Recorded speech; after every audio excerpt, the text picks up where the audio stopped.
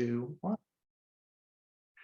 Hi, I'm Chris Coven. I'm the founder of IvyLife, and we're a networking organization for Ivy League alumni, faculty, and students. If you want to learn more, just go to ivylife.org. And we're really delighted today to have Viveca Hess with us. Viveca is an expert in how to make the most out of your LinkedIn presence. I know Viveca through her work with lawyers, but she has a lot of knowledge that I think applies to all types of professionals, including many of those professions that people in IvyLife have. So without further ado, Viveca, why don't you just take it from here? And if you don't mind just telling us a little bit about yourself and how you got into your current role. Yeah, sure. So first of all, I just want to say thank you, Chris, and to IvyLife for inviting me here to this LinkedIn Beyond Basics.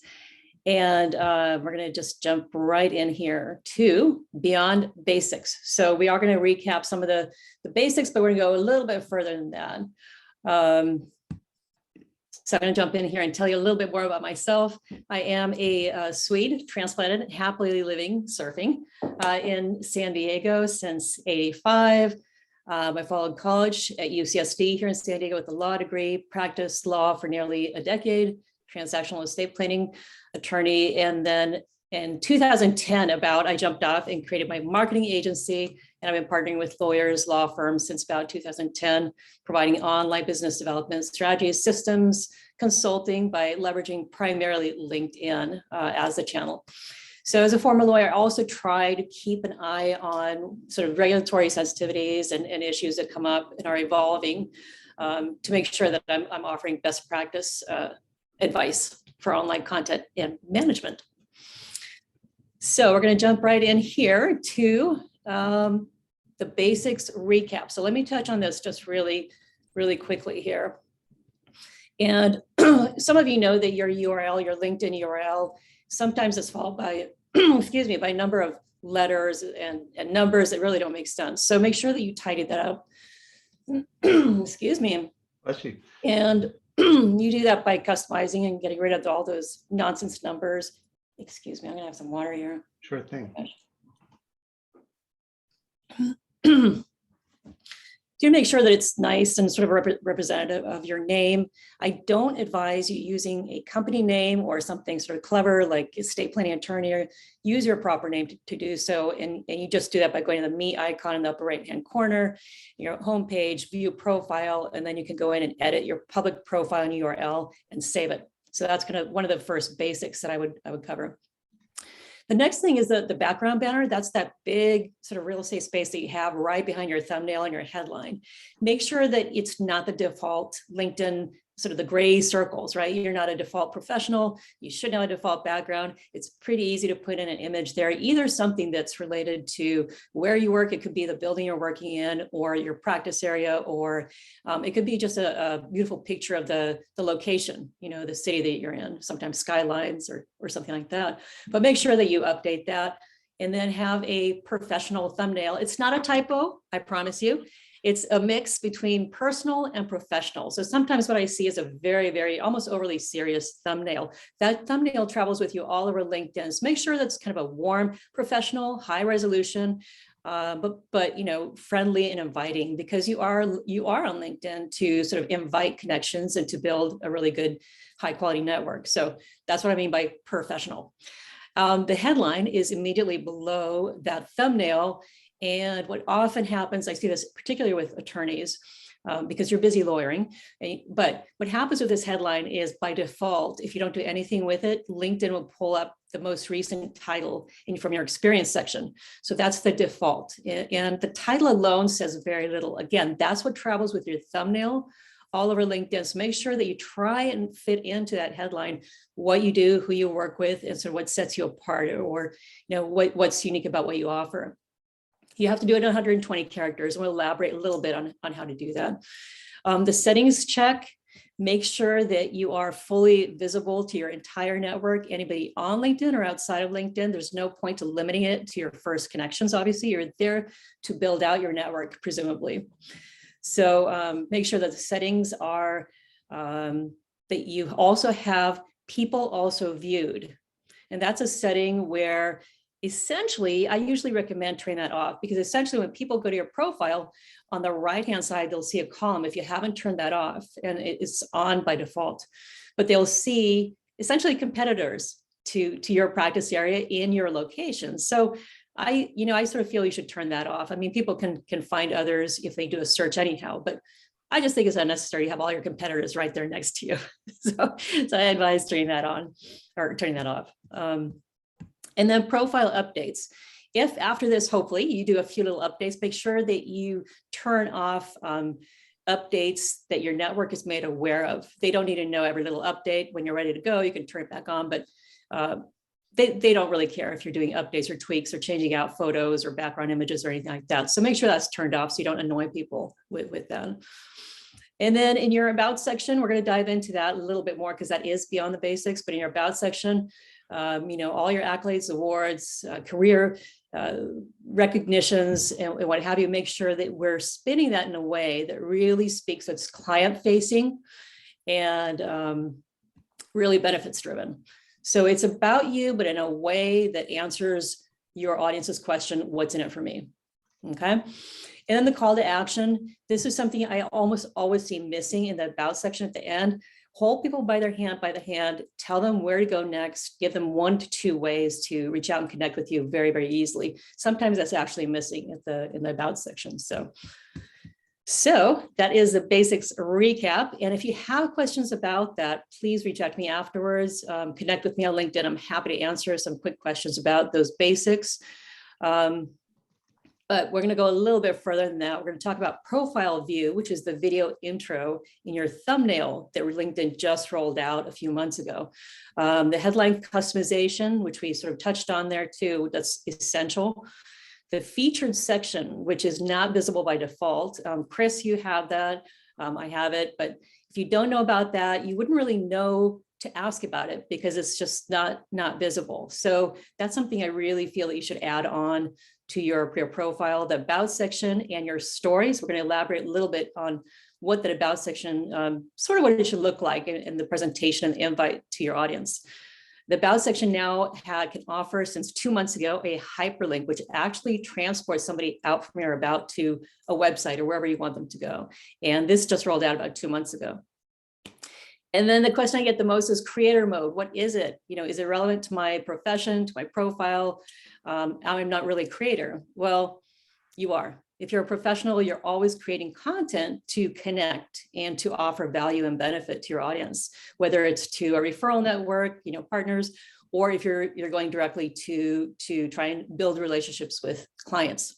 So we'll talk about exactly what that is. Then we're going to cover latest bells, whistles, LinkedIn Live, LinkedIn Audio, and LinkedIn Events. These all rolled out these last 6 months. And there's one in particular that I think is really relevant to professional service providers.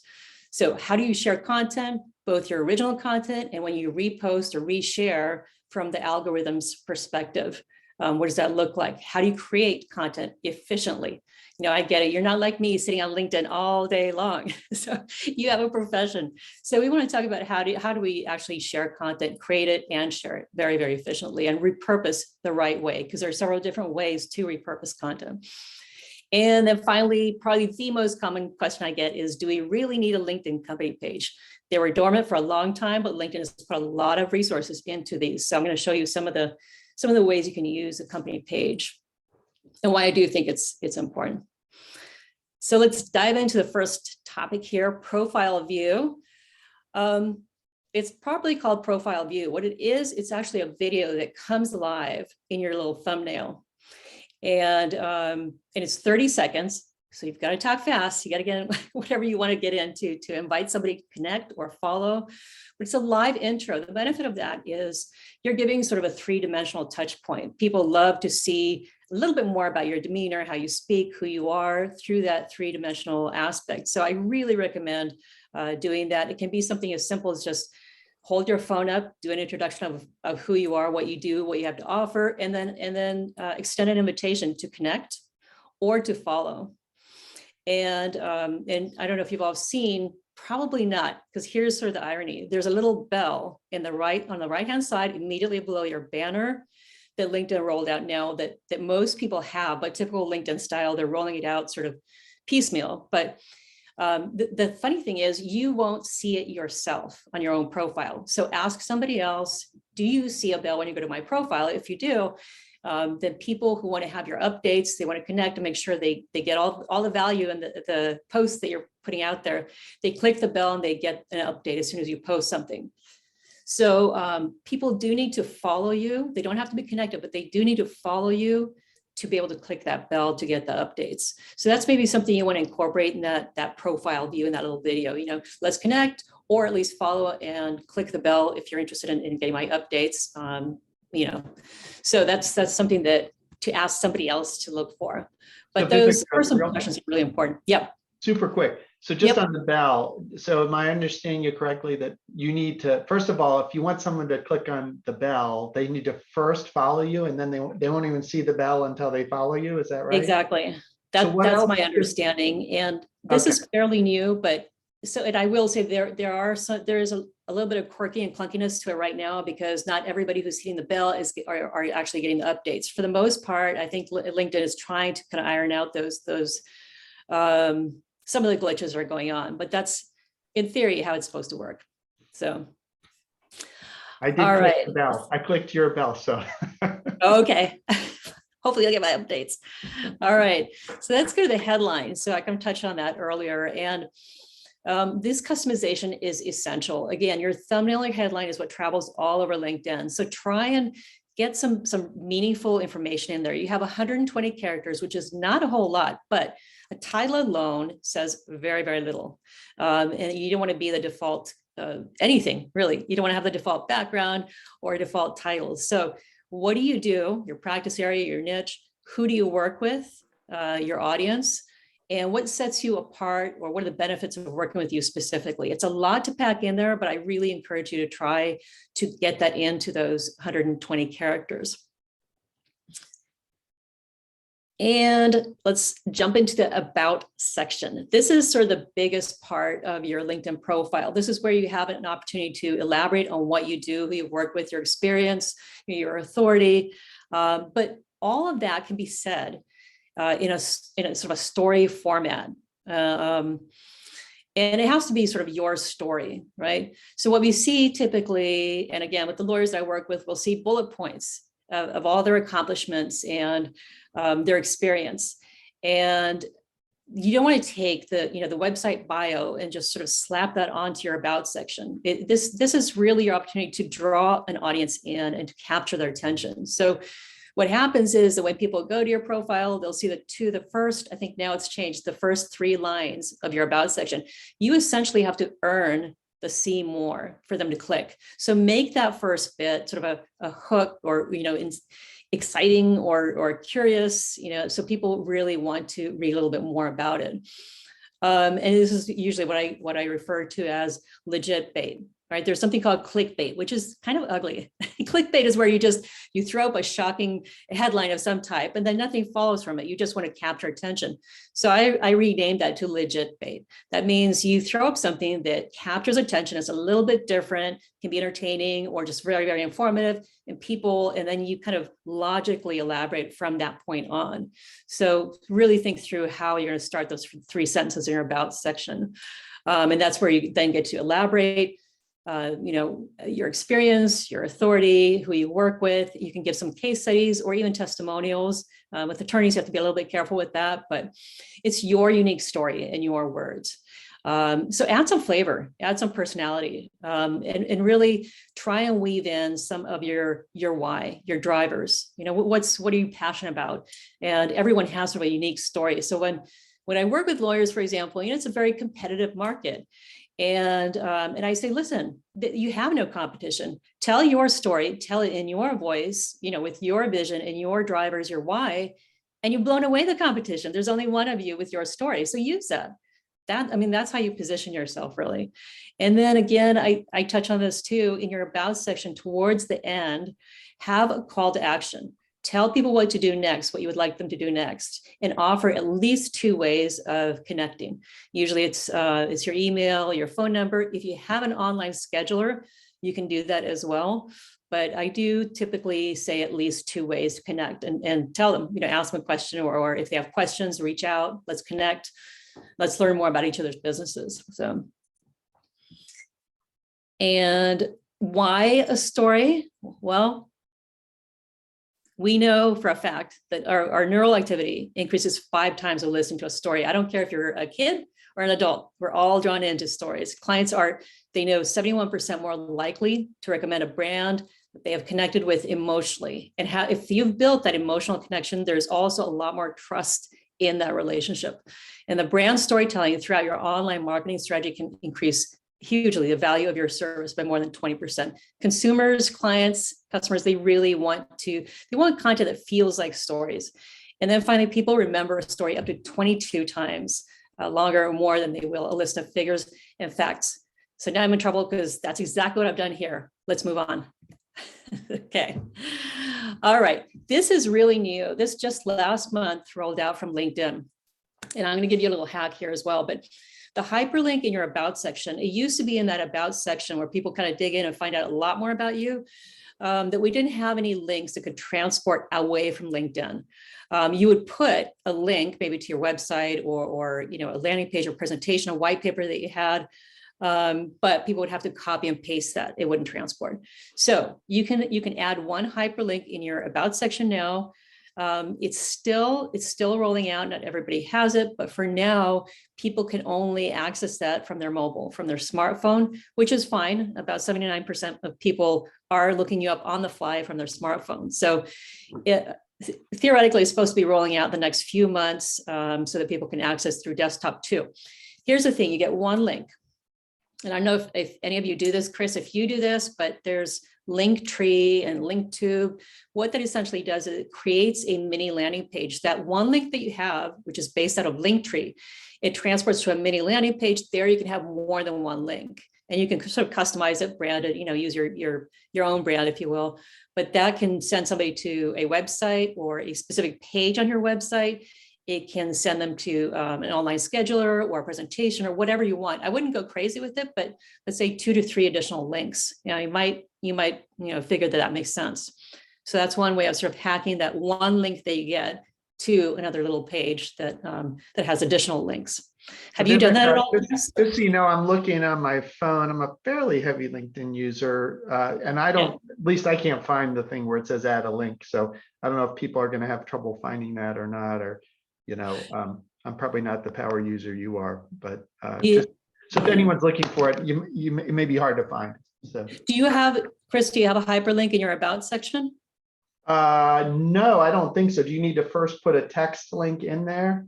Yeah, okay. So you put the hyperlink, for example, to your website. Okay. And we can kind of experiment with that later. Okay. And then I'll go check it out on my phone and see if it's, again, it's typical LinkedIn fashion. It's rolling out sort of piecemeal. So in sort of slow, steady drip, which is what LinkedIn likes to do. They give us some of the beta users first dibs on it. We get to be the guinea pigs. And then we tell them, some of the aspects are clunky, glitchy, like the audio now, and which we'll get into here. But anyhow, that's kind of cool that they're doing that. And the featured section, this is not something, Chris, you have it. And I'm going to show 2 sort of visual examples of them.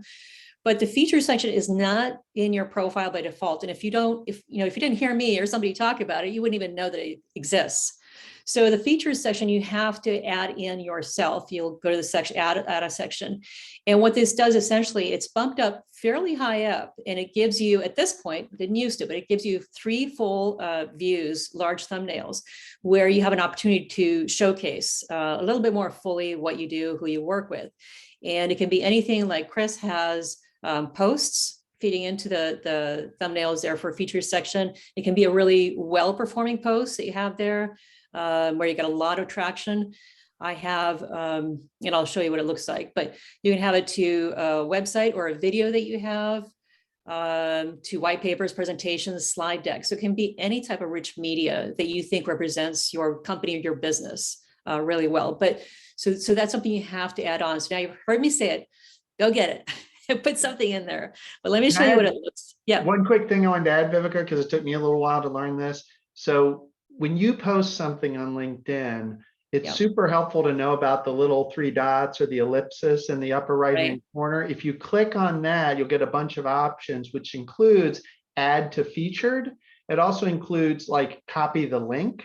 So you could copy the link to your LinkedIn post and then send it by email or by text or by WhatsApp or post it on Facebook or anywhere else, and it will take people back to your LinkedIn post. So, and by the way, you can post that on the IvyLife site as well. If you post something on LinkedIn, it's very easy to cross-post it on the IvyLife site. So, Exactly. Yeah. Yeah.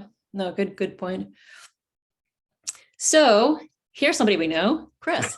I just want to make sure you all know what it looks like. And so this is what he's talking about, right?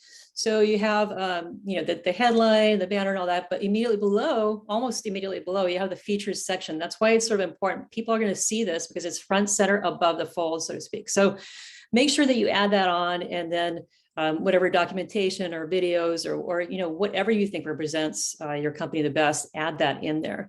And that can evolve, obviously, as well. If you have events within your company, or you're looking to hire, you're looking for talent, that's also one way where you can sort of put it front and center and really catch the attention of potential talent if you're looking to hire, for example.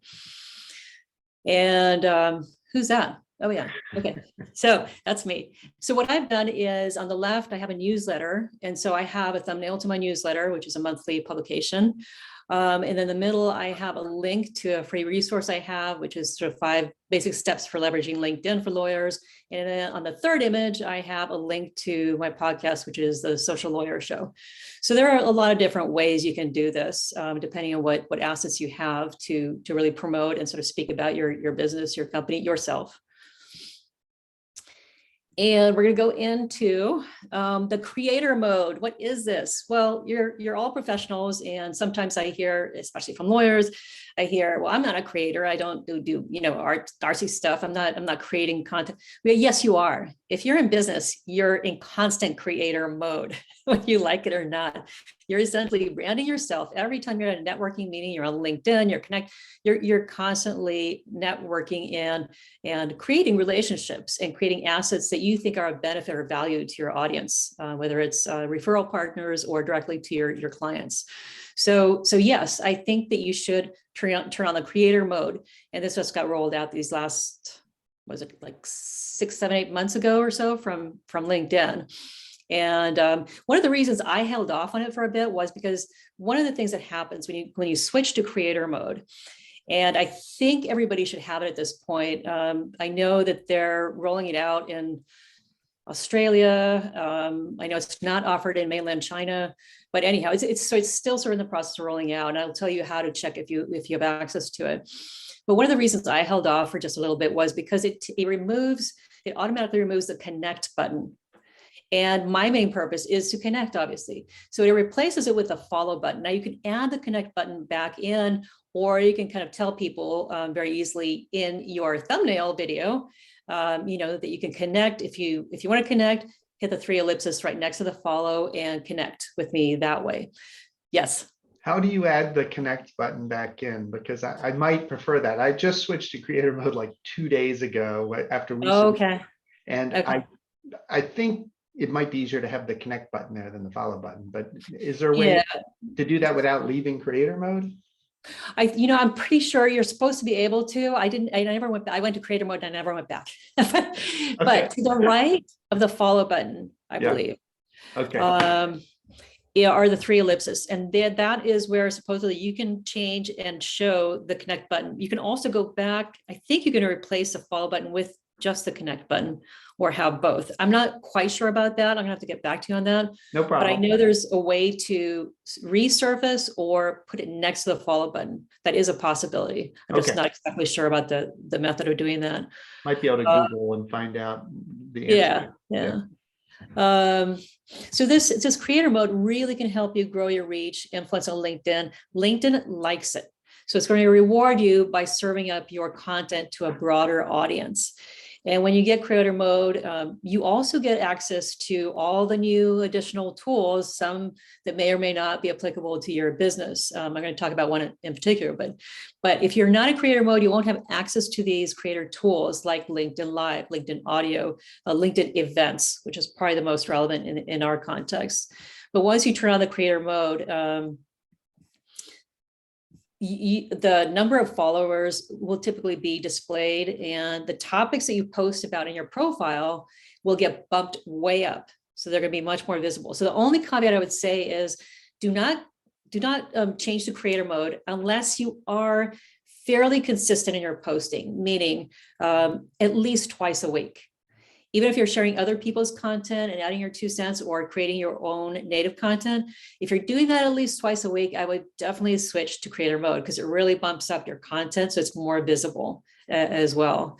And then you can also add in your hashtags. You can add into 5 hashtags. And you might think it's kind of silly, you know, what is the hashtag thing? Well, it's actually very relevant because when people do a search within LinkedIn or even on Google, outside of LinkedIn, and you have a certain hashtag or series of hashtags associated with your business, your company name, you're going to get found and you're going to get bumped up in that Google search as well as within LinkedIn. So that's really key. So add in, give some thought to those hashtags if you do choose to do creator mode. Have one that's unique to you. I have Law Biz Viv because I work with lawyers. Have one that's unique and sort of original, and then have one that's related to your company and one to what you do. If you're an estate planning attorney, or if you're a CXO, CEO, CFO, something like that, and then the industry. So I would, I think 3 is plenty, 3 to 4, but kind of think through it. One unique, one related to your industry, one related to your business is sort of a good thought around hashtags.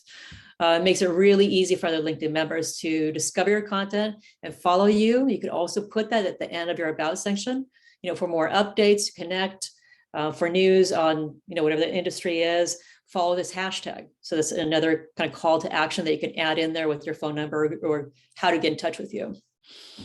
So basically your original content on your profile is highlighted, it moves it up along with the featured and activity sections to be almost first on your profile below your banner. So,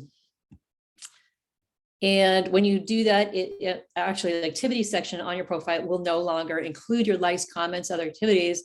They'll still be available when you click on see all activity, but you then, like we said, you become eligible to be featured as a suggested creator by LinkedIn, which is huge.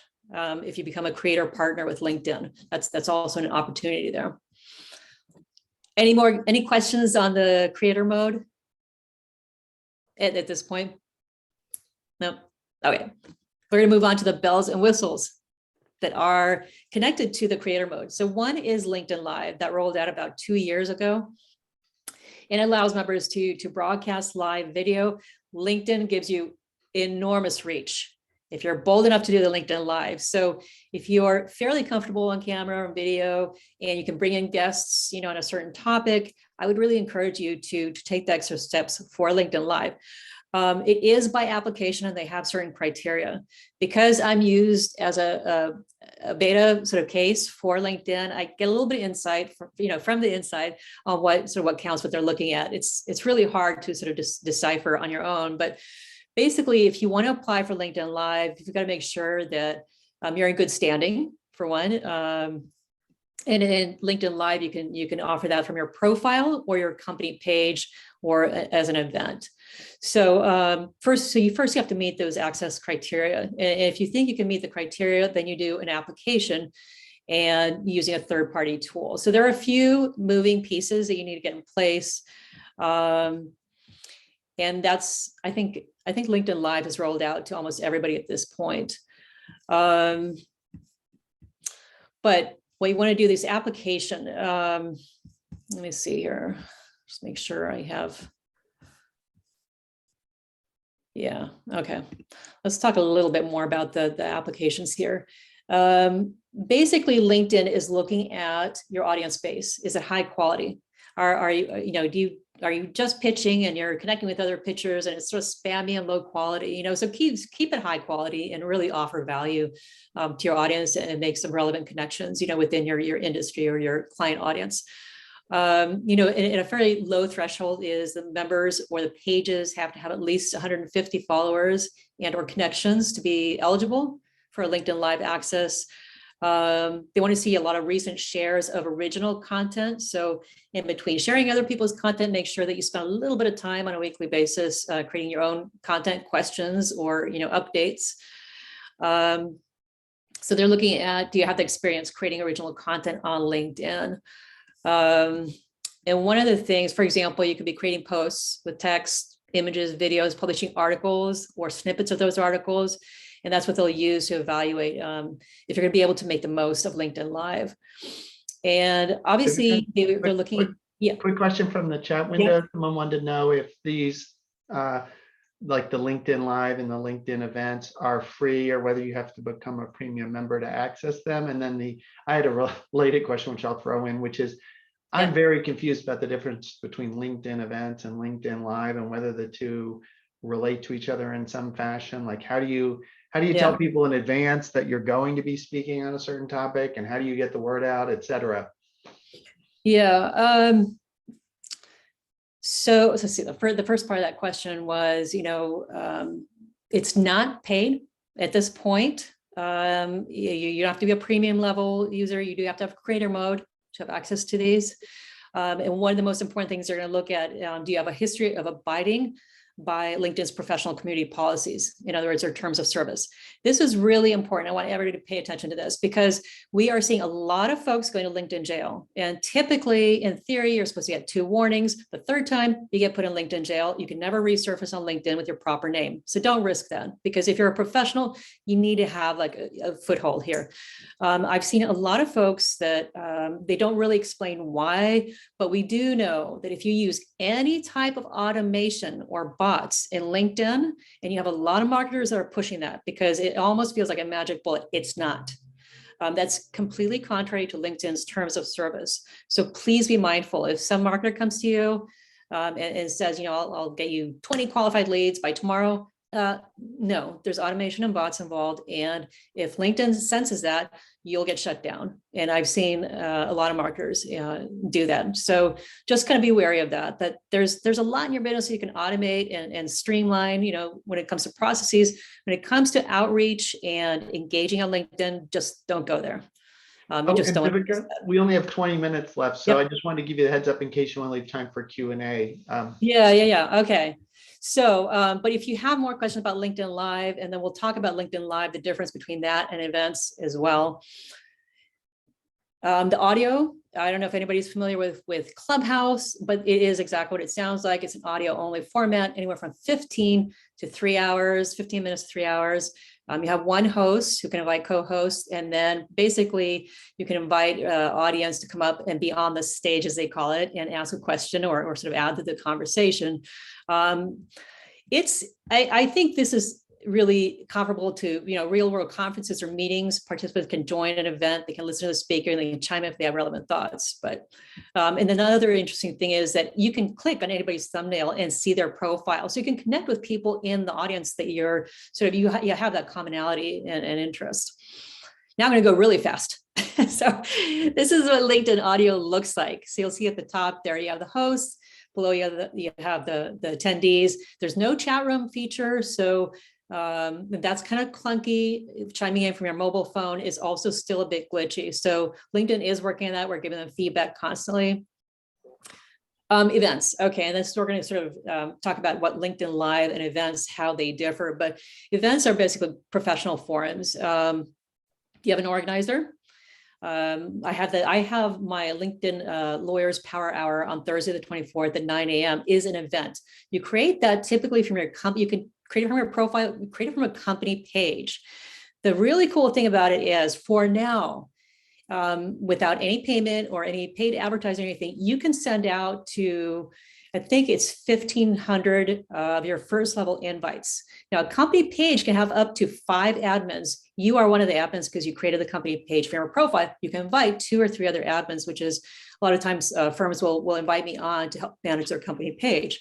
So each admin can invite, I think it's 1,000 or 1,500 first level connections.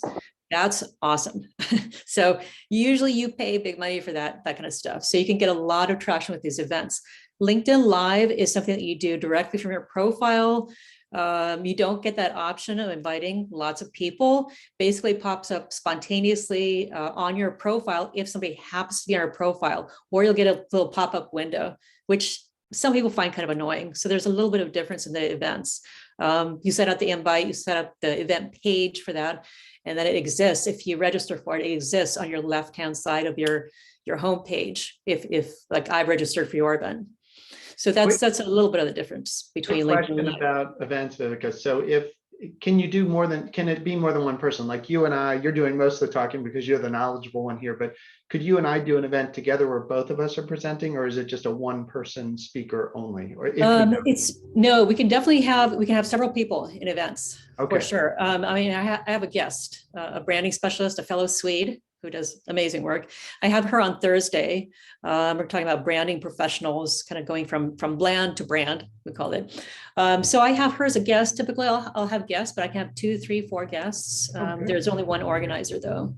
Yeah, and then attendees can either register through that page, and I'll typically advertise it on my feed, and then send them to the company page where they can register. Now, for the event, which I think is most applicable to all of you, and legal professionals, any service provider, I think you can jump in, you can jump in beforehand, and you can do the LinkedIn Live from an event. It gets a little bit confusing. So you can do it as a LinkedIn Live, or you can create a Zoom room. I prefer to create a Zoom meeting and room from that event, because that way I can kind of control the thumbnails, the chat, and all this. And you don't have a chat feature with LinkedIn Live yet. It kind of depends on the third-party tools you're using for the stream of the LinkedIn Live. That's another distinction. You have to have that lined up, that third-party tool, and LinkedIn only approves about 5 to 6 third-party tools.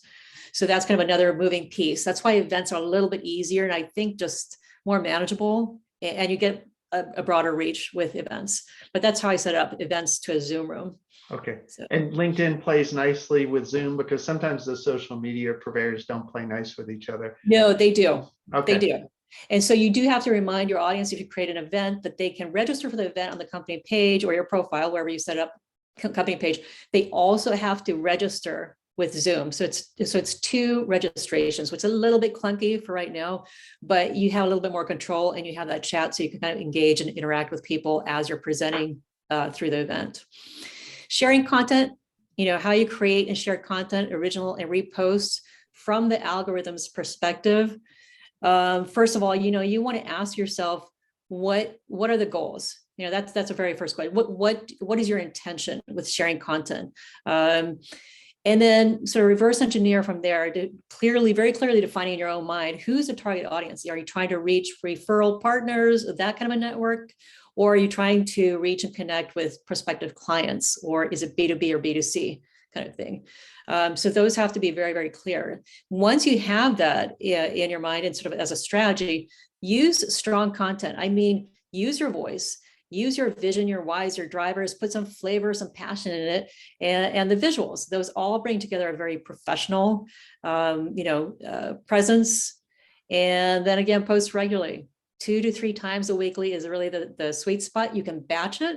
I tend to try and batch most of my posts at the end of a month. For the following month, I'll have a big theme, and then I'll have a weekly sort of sub theme underneath that. So it's a little bit more cohesive, and I keep my sanity.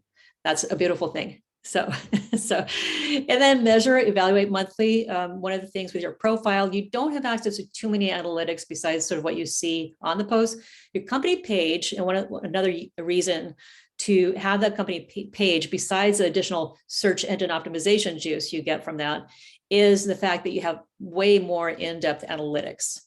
And so if you're asking people to follow your company page, you can repurpose to some extent the content you create on your profile to your company page. But on the company page, especially if you're looking to hire talent, or you're looking, you want to give sort of the culture of the company or the firm or the business, that's really where you want to do that. Yes, Chris. I just wanted to add, you might have Yeah. covered this and I missed it, but one great reason to add a company page is when you add a company page and you go back to your personal profile, your corporate logo will appear there on your profile, which looks way more professional. I still see lots and lots of people on LinkedIn that do not have that. Even I'm a lawyer. I see lawyers at big firms that don't have that sometimes. And I'm like, thank you so much. This giant law firm does not have its logo. It looks very unprofessional for people not to do that, because even when I was at a one-person law firm, I had hopefully a decent logo there next to my profile. So Yeah, excellent. I know I missed that. You don't want to have what we call the ghost buildings. It just doesn't look professional at all. So, and you also want to have your employees or key stakeholders in the firm connected to that company page, so that their experience section also populates with that logo. So it looks really nice and professional. Yeah, thank you so much, oh, Chris. sure, no problem. Yeah. I've more recently gone through some of these, trying to upgrade my LinkedIn, with some of it Yeah. with your help. So it's a recent learning that I'm trying to pass on. Thank you. Yeah, great. Content ideas. Sometimes we get stuck on that, but what we're seeing from LinkedIn now is they're really rewarding. In other words, the algorithm is recognizing and giving it much broader reach for original long form content. I kid you not, sometimes I see attorneys posting treatises every day. So a little bit of overkill, but as long as it's interesting, I mean, that's what they say. It's not too long if it's still interesting and relevant to your audience, right? So we're seeing text only getting a really good, the algorithm is treating that very well. Adjacent industry related content. What I mean by that is anything that's outside the immediate scope of your business. It could be something related to just, I mean, if you're an intellectual property attorney, maybe you talk about inventions that qualify for patent protection, or literary artistic works like books, plays, music. So think sort of creatively. This is where you are in creative mode, right? You're creating and thinking way outside that box to connect with other people and just give sort of a holistic view of you being, besides that attorney or that CFO or CEO or whatever that is, that you have sort of a bigger life than just that too. So that kind of connects with people a lot. OPC, other people's content. The only thing I say about that is if you think that there is value and benefit to your particular audience, use it, share it, recognize the person that authored it by tagging them and thanking them for that. Make sure that you add your 2 cents to it. Okay. So LinkedIn will not only not reward you, they will punish you for using other people's content without anything else. Okay, that what they're thinking is you're kind of lazy. You're just using other people's content. It may be good, but so add your 2 cents to that. Add why you think it would be a benefit to your particular audience, and add another angle or perspective to that article. So the thing I see resonating most when it comes to content above anything is people-centric content. Keeping people at the center of your LinkedIn content. I've done some very elaborate branding campaigns for firms and spent a lot of time. And then suddenly we'll do a post with an attorney who's talking about late nights and sort of feeling a little bit guilty about working late, and the kids are there, and how do you kind of balance it all? And that thing just blew up. So that's telling me people really enjoy seeing other people being real. I mean, we have our professional of that, but bring in some personality and some of the hardships of doing what you're doing, but also why you're so passionate about it. And some of we all feel a little bit differently to whatever extent we want to bring that personal in, but some of the personal is by far what resonates. People are looking to connect with, however tried it sounds, they're looking to connect with people, not with a business. So make sure that you keep that in mind. Hey, Viveca, in my role as moderator, we're almost out of time, and we do have several questions. Okay. Someone also posted, please have Viveca back. So I won't put you on. I'll try not to put you on the spot. spot. I know it's a lot to cover. Yeah. So may I gently suggest that maybe we answer some of the questions, and then if you're willing and able to come back in a future month, we can absolutely cover some more content with these folks. So perfect. Sorry about that. I don't mean to cut you off, but I know people probably no. Let's get to questions. Yeah. Perfect. So let's stop the share here, if you don't mind. I guess I can do that too. And let's personally, I like to unspotlight myself when these things are done. So, and make us all the same size. I recommend gallery view for that. And I'll even, let's see. Yeah. So there we go. The people that have their video turned on will appear, but even if you don't have your video on, feel free to ask a question. I've been making note of the various questions, so I'll start shooting those to you. But in the meantime, unmute yourself if you want to ask a question out loud. One question is, there seems to be a lot of changes to LinkedIn features. Do you have a newsletter that people can subscribe to sort of stay up to date? And if you do, or someone else does, maybe post that in the chat. So yeah, I absolutely do. Let's see, I'd have to go fetch the link for it. But I do have a newsletter. It's called Lawyers Lunch and Launch. And you can search that in LinkedIn. I can also offer that to you, Chris, to offer to the group.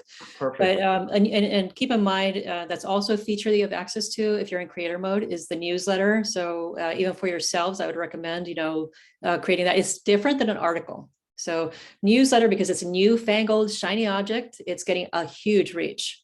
And what's really cool about it, it goes out automatically to all your first level connections. You don't have to do a thing. So wait, that's a feature of LinkedIn, the newsletter? Is that yes. right? Okay. Yeah. So that's good to know. Yeah. Right. If you have creator mode on, eventually you'll get access to newsletter as well. But yes, I do have one. It's called Lawyers, Lunch, and Launch. Okay. Thank so you. People search on LinkedIn and search lawyers, lunch, and launch. I know. They'll get L cubed, I guess. They'll get they'll find it. Yep, absolutely. And then you just subscribe. I'm guessing from knowing you a little bit, it's useful for non-lawyers as well. It is absolutely, yeah. When where there are sensitivities, I'll address that for lawyers specifically. But for the most part, everything I'm putting out there is applicable to professional service providers generally. Okay, and then there's two other questions, and then it looks like Diana has her electronic hand up. But real quick, what is it worth joining LinkedIn Premium? I'm guessing the answer might be depends. And then let's see, what was the other one? Where's the best place to put hashtags? Before, in the middle, or after a message, I guess is the idea, or a post. Yeah, a post. Put it towards the end. Definitely towards the end. And I have a little blurb that I put in there. I say for more updates when they come out, and then I just say, click the bell on my profile, and that's one way. And then I have the hashtag right after that. So I have hashtag LawBizViv and then a hashtag my company name Hess Connect. And I think that's all I have. If it's a longer post and it's on a specific topic, I might create a hashtag just for that sort of topic, a general one, but I always have LawBizViv and Hess Connect. Yeah. And personally, when I see messages that have a million hashtags like buried in the text, I immediately ignore it. I don't even read it. Yeah, and LinkedIn will punish you for it too. So the sweet spot for hashtags, 3. Okay. Keep it at 3. Yeah.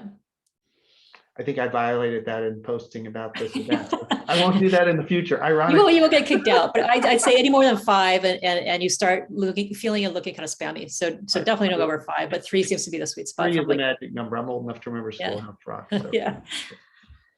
All right, I think Diana also had and then about, is it worth going to premium? What's the answer? The premium usually for professionals, it will be Sales Navigator, maybe Recruiter. I'm not too familiar with Recruiter, but obviously if you're in human resources or that's your primary, scope. But Sales Navigator, what that does essentially, I'll tell you, it's very clunky right now. So it lives as another LinkedIn platform next to your traditional LinkedIn, your regular. So they're not even really all that cohesive at this point. But Sales Navigator allows you to get extremely granular in your searches, and you can create search lists. So you have like 20, 25 demographics where you can go anywhere from geographical location to practice area to school to how many years of experience in a certain firm, have they made a recent shift. So in that sense, you can get very narrow in your outreach if you're trying to sort of speak to a specific demographic. Yeah. My sense is if you're a recruiter of some sort, it's definitely worth it. If you're not, absolutely. Yeah. I was a premium member for 2 years, and the value I got of it is this. So, I didn't find it. I got rid of it because I thought, why did I just spend all that money? Kind of like a streaming service that you haven't used in 2 years. It's like, wait a minute, why am I? Yeah. Why am I doing this? Well, make sure we get to Diana because she had her hand up. So. Yeah. Thank you so much, Viveca. This is an incredibly informative, and I think I got 30% of what you said. So I'm the one who said bring you back. A lot. So I think because Chris delayed me asking my question, and I have junior moments, but in the creator mode, what if I think you said it goes out to everyone in your network? If that's true, maybe we don't want that to happen. So how can we prevent that? Second question about your newsletter, can we only see it on LinkedIn, or is there an email we can sign up to get it? Yeah, the newsletter is only in LinkedIn. I haven't really, I would, and for me personally, I would repurpose that and treat it as an email in a regular, whether you use MailChimp or use any other email service provider, you can do it that way and sort of repurpose those two. But the newsletter, the LinkedIn newsletter stays within LinkedIn. And by creator mode, I just want to make sure you understand when you switch to creator mode, there's no message that goes out to everybody at all. It just simply means that all your content, if you post consistently, all your content gets bumped up. So it's more visible to people when they go to your profile, but there's no message that goes out and says, hey, Diane just switched to creator mode and check this out. Nothing like that happens. Yeah, by the way, having recently done research on this topic, Diane, I can tell you that there is absolutely nothing you can do to make posts on LinkedIn go to your entire network. You cannot do it. You could get the most expensive premium version. It still would not do it. Right. And that's probably a good thing, because you'd probably annoy, if you have thousands of connections like I do, the last thing I want is for every single one of them to see everything I posted. And I just want to make a recommendation to, sorry, Chris. Want to make a recommendation to Viveca. I'm a professional services. I'm a coach/consultant. Everything you're saying is very viable and very useful across professional services. So I can help you expand your network to another network of professionals. Fantastic. Okay. So I look forward to pleasure to work with lawyers 24/7, right, Viveca? Just kidding. I don't know. I'm breaking out in a cold sweat, Chris, but okay.